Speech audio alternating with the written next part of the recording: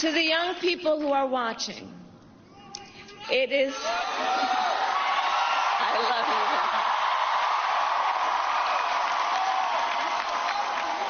you. To the young people who are watching, it is okay to feel sad and disappointed, but please know it's going to be okay. On the campaign, I would often say, when we fight, we win. But here's the thing. Sometimes the fight takes a while. That doesn't mean we won't win. That doesn't mean we won't win.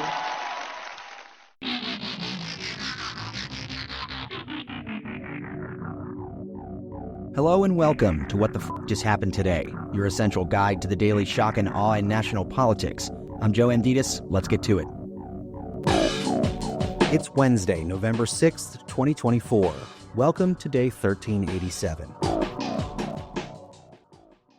America elected the first ever convicted felon to serve as the next president of the United States. Donald Trump, the twice impeached, 4 times indicted, once defeated former president, overcame his 34 felony convictions, 88 criminal charges, accusations of insurrection as part of his attempt to overturn the 2020 election, his civil lawsuit judgments totaling more than $500 million, allegations by his entire first-term cabinet that he's unfit to serve, his openly fascist intentions, the overturning of Roe v. Wade, his failed response to the COVID-19 pandemic, which led to more than 400,000 American deaths from a virus he repeatedly claimed was going to disappear, his repeated overt acts of racism, at least 26 public accusations of rape, kissing, and groping without consent, his promises to prosecute his political opponents, and the threats encapsulated in the Project 2025 agenda to become the nation's 47th president. Donald Trump is the second president in American history and the first since Grover Cleveland in the 19th century to retake the White House after a re-election defeat. And at the age of 78, Trump will be the oldest man ever elected president, breaking a record only held by Joe Biden, whose mental competence Trump repeatedly savaged. During his victory speech, Trump said, "We just witnessed the greatest political comeback in the history of the United States of America." He declared that he was the leader of the greatest political movement of all time and said that he would take office with an unprecedented and powerful mandate, while also promising the strongest economy, the most secure borders, and safest cities. He added, "This is a magnificent victory for the American people. This will truly be the golden age of America." Kamala Harris, meanwhile, conceded on Wednesday afternoon, telling Trump that she would ensure a peaceful transition of power from the Biden administration to his. "While I concede this election," she said, "I do not concede the fight that fueled this campaign." Trump ended up with at least 292 electoral votes after winning in Pennsylvania, Georgia, and Wisconsin. Harris has won at least 226 electoral votes. Alaska, Arizona, and Nevada are still counting their votes, and Trump is currently on pace to win the national popular vote as well. He defeated Kamala Harris in part by promising to curb inflation, crack down on undocumented immigration, and to end overseas conflicts. He achieved an electoral college majority by maintaining his majorities with men and white voters without college degrees, while overperforming with key Democratic groups, including Latinos and young voters. Although Harris won Latinos by about 14 points, it came down to a much narrower gap than Biden's 33-point margin in 2020 and Clinton's 38 points in 2016. Latino men in particular moved significantly to the right since 2016. Clinton won their support by 31 points, Biden won by a 23-point margin in 2020, and Trump won by a 12-point margin in 2024. Harris also lost support among younger voters.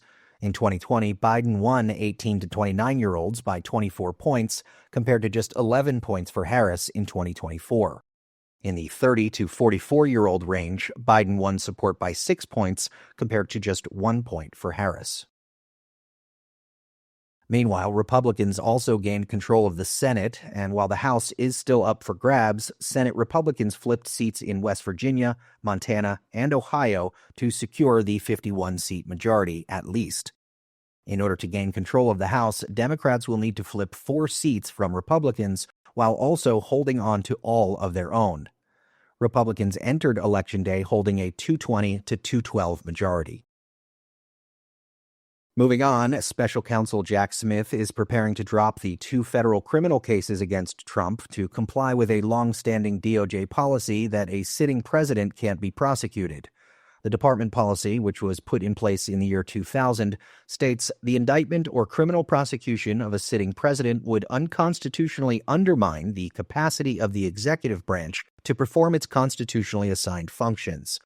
Smith initially charged Trump with illegally trying to remain in office after the 2020 election, and in a separate case, Smith charged him with illegally retaining classified documents and obstructing federal efforts to retrieve them after he left the White House.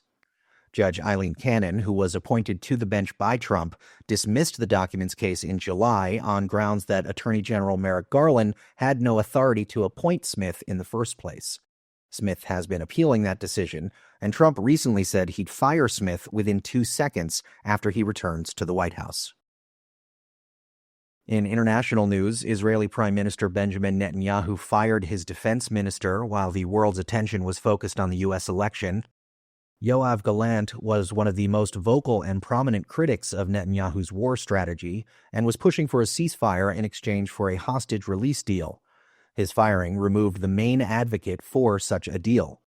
Netanyahu has called for total victory in Israel's war against Gaza and has rejected pressure both domestically and from the United States to accept a ceasefire deal. Kamala Harris was widely expected to continue the Biden administration's policies and support toward Israel, which includes supplying weapons, but periodically slowing their shipment to pressure Israel into providing more humanitarian aid to Palestinians. Trump, however, is widely believed to be less critical of Netanyahu's policies. And finally, North Korean troops that were deployed to Russia have come under Ukrainian fire in the city of Kursk. A U.S. official said that a significant number of North Korean troops were killed in the small engagement. Ukrainian President Volodymyr Zelensky called the development a new page of instability in the world. North Korean leader Kim Jong-un had sent about 10,000 soldiers to Russia to bolster forces in the Kursk region, a Russian border area where Ukrainian forces seized territory in a surprise attack over the summer.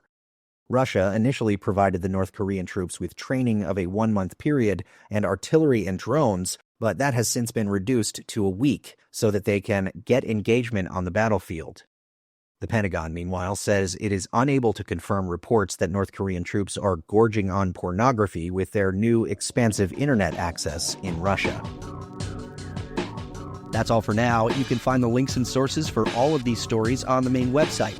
And as always, visit whatthefjusthappenedtoday.com for the latest news and headlines. Until next time, I'm Joe Amditis. The important thing is don't ever give up. Don't ever give up. Don't ever stop trying to make the world a better place. You have power. You have power. And don't you ever listen when anyone tells you something is impossible because it has never been done before.